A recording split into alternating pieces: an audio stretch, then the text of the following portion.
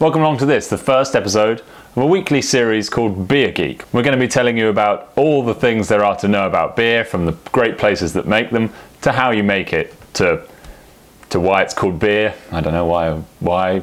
That's the one thing I don't know. This episode, the Belgians.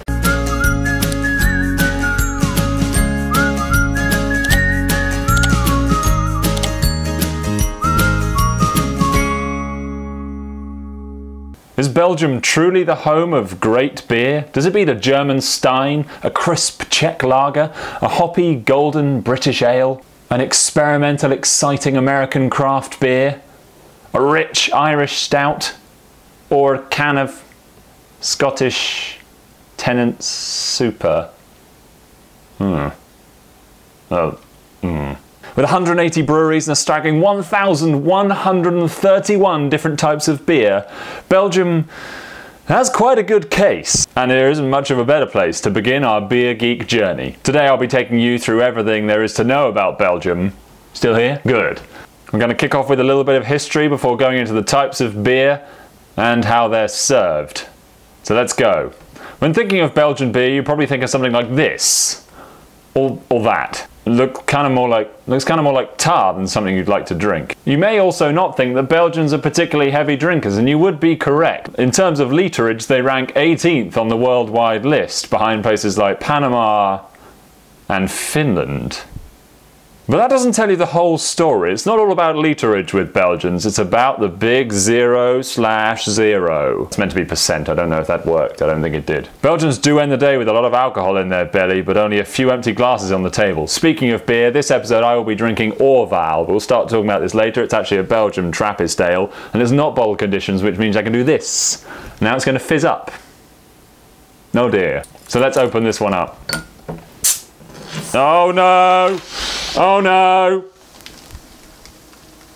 Oh dear. Oh god. No, this is bad. At least it kind of puts my room in the mood now. I can't smell anything but Belgian beer. That's fantastic. Let's see if I can finish opening this without... I said I'm drinking Orval Trappist ale. That's probably really out of focus, so that's what it looks like. Yep, I've really done well with that again, haven't I? Look at that. I'm not really putting forward a very good case about how much I know about beer, am I? Heady. They do drink 84 litres per head per year, which used to be 200 in 1900. So what happened? To find out, we'll have to go back in time. It's the 1100s. The first Crusades and the Christendom forces are laying ruin to Jerusalem. Belgium wasn't actually a country at this time. It was sort of half France, half Germany, Holy Roman Empire. But here on Pint Size we do love a bit of Holy Roman Empire. They were using local Flemish abbeys to brew beer to sell for profit for the Catholic Church. Well done, Pope. The swine. Taking our beer and charging us money for it? No. Oh. Beer at the time wasn't the hair on the chest Belgian stuff we know of today. It was low alcohol and mainly sold as a more sanitary option to water. 700 years pass. French Revolution. And it's forcing monks from Upper Normandy to flee to Belgium. A portion of these monks came from a monastery called La Grande Trappe in Normandy. They sought shelter in one particular monastery and began brewing the beer as tradition had told them to. These were monks of the Order of the Cistercians of strict observance, or the Trappists as they became to be known. Still doing really well with this one, got a nice Belgian head going on there. These Trappist monks continued the tradition of brewing beer until 50 years after the end of the French Revolution in 1836, when they changed the beer world forever. The opening of the West Marla Brewery at a Trappist monastery. The world's first Trappist brewery. It opens its doors, but only to other Trappist monks who could buy their product. What a great time to be a monk! Probably the only great time to be a monk. Free beer. Well, you got to buy it. Free. You got to buy it. You got to buy a monk beer. 30 years later, however, in 1861, these monk beers went on sale. I'm going to call them monk beers. Trappist beers went on sale, and everybody loved them. By 1907, there were 3,400 commercial breweries. Stark contrast to the 100 or so there are in Belgium today. So you know the history of Trappist beers. And if you've ever been to Belgium, you'll know that a lot of the beers, including the one that I'm completely murdering here, is a Trappist beer. Just can't beat it. Cannot beat it. Let's talk about these beers then. Belgians aren't just one-trick ponies. That's not the right phrase. Belgians aren't just one result of a massive ransacking of almost the whole of Europe and the Middle East beer monks. That's better. Off the top of my head, probably, Belgians produce a vast array of beers. Amber blonde, brown, champagne, double Flemish red, IPAs lambic, Flemish sour, pils, saison, Scotch, strongs, Trappist, table, triple, white, and Christmas. Thank God I wrote all the types of Belgian beer on the roof of my bedroom when I was 4. Trappist beers are made by Trappist monks in Trappist monasteries. For a beer to be stamped with the Trappist seal of approval, the profits must also go to helping the monastery or helping the local community. Do good beer. I feel good. I've done good today. There are 6 in Belgium, 2 in the Netherlands, 1 in the USA and 1 in Austria. Trappist is the term of origin of these beers. The type of beer isn't a Trappist, it's the same way that cognac is a brandy, it's not a cognac. Trappists usually produce top fermented, strong amber beers or much darker, maltier beers. The big names in the Trappist brewery game are Chimay, West Marla, West Flickr, and my favourite, Orval. Oh god, it's just so good! You may have noticed its lack of size. Trappist beers do not all conform stylistically, but they do all have the characteristic of most Belgian beers of being pretty strong. The weakest Trappist beers are around 5.8%, and they can range upwards of 10, 11, 12%. At the turn of the 20th century, heavy duties were placed on French wine, whereas the British were poo-pooing beer as a commoner's drink. The Belgians embraced it and started drinking it by the bucket load. Apart from politicians who resorted not to the French for their expensive wine, but to the Dutch for their cheap gin known as Genever. Anyway, the government caught wind of this and placed a heavy duty on that as well. The politicians turned to the brewers and said, "Make us something stronger than this piss! You have made us piss!" So they did, and they started to produce stuff upwards of 4%. Politicians were happy, the Belgians were drunk, everybody's happy. Say I'm Belgian, and I'm not a Trappist, but I love my beer. I turn to Abbey Beers. These were the beers either produced by other monasteries, such as the Benedictine monasteries. But Belgian law also allowed commercial breweries to produce their own Abbey beers, either through an association with the current monastery, or simply by calling it something to do with monasteries, or perhaps most lax, making the bottle look like it come from a monastery. I don't know. On to the beer then. We've covered the 2 types, Trappist and Abbey, and all others are just beers. We're going to be covering ales in a future Beer Geek, so we're going to be leaving amber, blonde and dark ales for now. British do them better anyway. We're going to start with double and triple. These aren't actually linked, even though they sound like double and triple. Well, they could be, depending on who you listen to. If you listen to me, they're not. Double is a brown, classic Abbey or Trappist ale from the 19th century. They usually range between 6 and 8%, are bottle conditioned and come with a cereal, sort of fruity quality. Triple is a stronger ale from Belgium and the Netherlands, the Low Countries. It's usually the tag attached to a strongest beer of a brewery's range. For example, if I call my beer Ollie Beer, and I produce an 11% one, I'll call it Ollie Triple. There are a few theories as to the reason it is called triple. It could come from the markings they put on a cask. They put a single X for a weaker, up to 3 X's, a triple X for the strongest beers. Or it could refer to the brewing process in which the brewer puts 3 times the amount of malt into his brew. Flemish Red, a sour red ale from Flanders, sour. It's thought to have stemmed from classic English porters of the 17th century.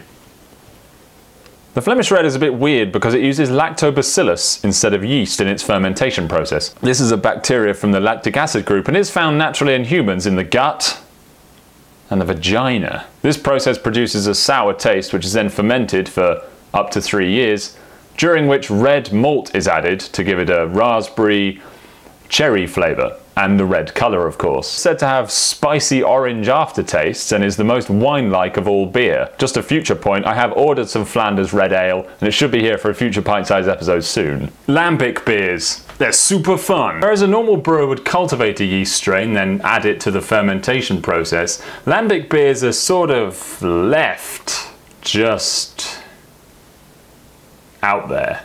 They're left out in the Seine Valley near Brussels, where wild yeasts and bacteria ferment the beer while it's in the barrel. This is called spontaneous fermentation and is super awesome. But a little bit gross. A little bit gross. They're exposed to the air for 6 months to 3 years. The beers have a dry, cider-like taste with a sour aftertaste. Sour? That's my favourite aftertaste. But it doesn't stop there. Geuze beers are Lambic beers, which are a blend of the 6-month-old strain and a 3-year-old one. This allows for a double fermentation process and a much richer, more sour flavour. Lambic beer is rarely bottled and so can often only be found on draft in the area that it's produced, as I said, south of Brussels. If you're looking for a fun weekend away with the wife, take her to the Pajottenland region of Belgium, sample the Lambic beers and spontaneous fermentation yourself. She'll love it.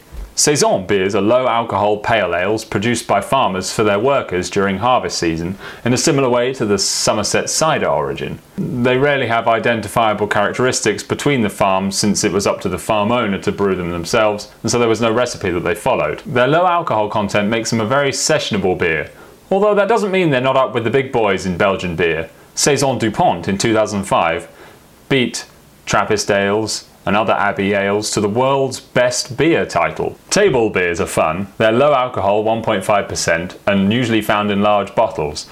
The idea is they're placed in the centre of a table to provide an alternative to soft drinks and water during meal times. The best thing about these is that up until the 1980s they were sold in school refectories as a healthier alternative to soft drinks. I want to go to that school. A Alf Om is a pint of lager topped up with a table beer. So it's like a shandy, but instead of adding lemonade, you're adding beer. We can't talk about Belgian beer without talking about Anheuser-Busch InBev. The year is 1366 and Dane Horn, the Horn, Brewery has just finished its first brew. Fast forward 400 years, Sebastian Artois has taken over as master brewer and has started producing Artois beer 9 years later. Christmas 1926, Sebastian thought he'd produce a festive beer with a nice Christmas star on the bottle. The star has since disappeared, but the name remains, Stella Artois. The best thing about this story is that Sebastian decided to keep the original brewery heritage. You can see on the cans of today he's kept the founded in 1366, the original horn logo of Den Horn Brewery, and a traditional Flemish window dressing around the words Stella Artois.